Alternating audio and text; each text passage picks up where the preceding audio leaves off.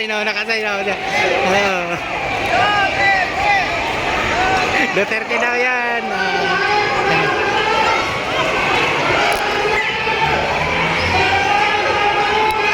Eto na mga kababayan. Yun, like and share pa natin mga kababayan ito.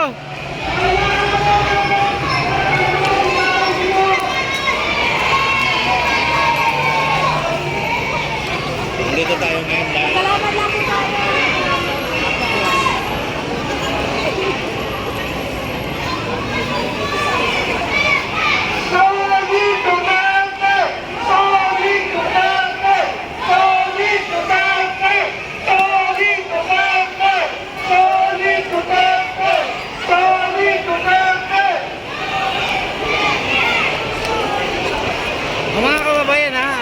Sa mga hindi pa po nag-like dyan at mag-share, yan, mag-like tayo, share at subscribe ha. Yan, subscribe tayo. Yan, kailangan ko natin ito po lang, walang politics. Ang sinasabi lang po natin, ang pangyayari kung paano pinapino ni Tatay Digong ang bansang Pilipinas. Simula noon po si Tatay Digong, alam naman po natin kung ano ang nangyari, kung paano niya pinapino ang bansang Pilipinas. Kung paano pinaya ang sweldo ng mga military. Kung paano binigyan ng mga pangangailangan ng mga taas-oran ng Pilipino. At kung paano tinulungan niya ang mga nangangailangan, especially sa mga Pilipina. Ang mga kapwa natin Muslim, sinulungan din ni Tatay Digong upang ayusin ang bansang Pilipinas. Iiwas po tayo sa mga masasamang loob, mga drugs. Wala po yan, illegal activities, mga smuggling. Lahat po yan ay pinanggaling Tatay Digong. Andito po tayo umaga, magsama-sama po tayo upang pakita natin kay former President Tatay Digong. Si Art, andyan si Art. Andyan o, kabila. Kaya buo po at tiwala namin sa mga Duterte kung paano niya inayos, pinasigla. Kaya nandito po kami ngayon upang sumaktahan siya. Kaya alam po namin na rin po haharapin ni Tatay Digong ang mga COVID na.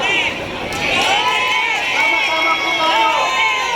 Mga bagay, sama-sama po tayo dahil kayo po ang nagsasabi ng katotohanan. Ilangan atin sa mga balita, kayo po ay buong po ang suporta sa taong bayan. Kaya nang hirapan, mahal po namin kayo dahil kayo po ang totoong nagsasabi ang tunay na balita. Mga mainstream media, wala po yan. Pero mga vlogger po dito sa iba't ibang mga lugar, pagsama-sama po yan ang tayo-tayo.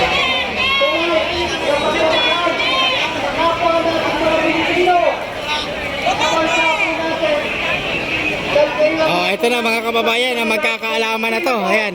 I-share na natin to. I-share itong live natin at itong video natin ha. I-like natin at i-share pa natin ito. Sigamo tayo ng Duterte! Oh, nagkakasigawan na yan mga kababayan ha.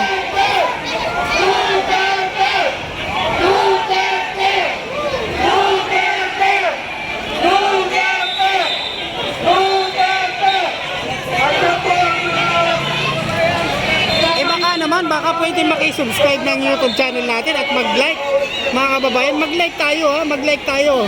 Yan, sa mga hindi pa po nakakapag-like niyan, mag-like naman tayo, siyempre at mag-subscribe. Sa mga viewers natin dyan na nanonood, baka naman mga kababayan, like and share natin na itong live natin mga kababayan.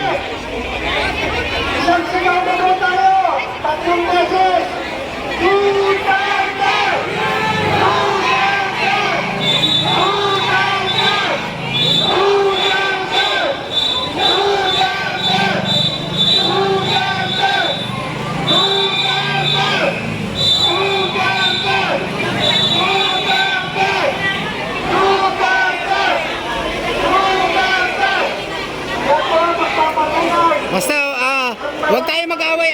papalitan lang tayo ng ating komento dyan sa ating mga viewers natin dyan, ha. Yan. Siyempre, mag-like pa tayo sa 2,000 viewers natin dyan. Mag-like pa tayo na mag-like, mga kababayan. Ayan na. Huwag kami pakita sa mundo. Na kami ay isang Pilipino. Ay nagmamahalan. Isang Pilipino. Patuloy. Nagmamahalan kami sa Pilipino.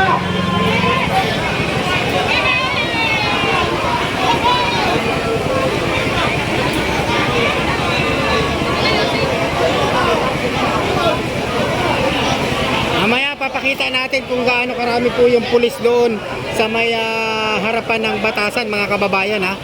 Ayan. I-share pa natin itong live natin, mga kababayan, ha. Like and share pa, mga kababayan. Ay, ito na. Ayan na, mga kababayan. Mukhang magkakaalaman na to. Ayan na, ito na.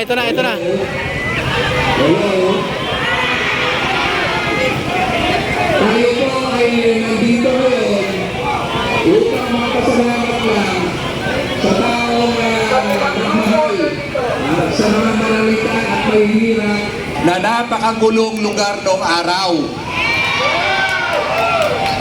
Dito sa lugar mismo natin ito, dito ay may madilim na nakaraan.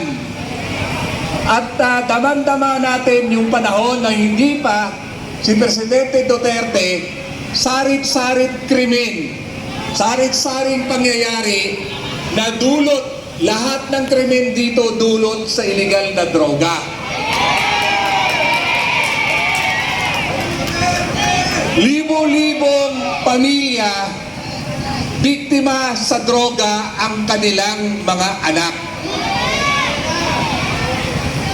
Alam naman natin, pagka ang isang membro ng pamilya, ito ay nalulon sa droga, lahat ng paghihirap, lahat ng pagsasakripisyo, unang-unang nararamdaman ng membro ng pamilya. Pag wala nang manakaw sa pamilya, kapitbahay na ang nilalakawan. At dumadayo na sa iba't ibang lugar para magnakaw. Kaya ang patayan sa atin dito noon, araw-araw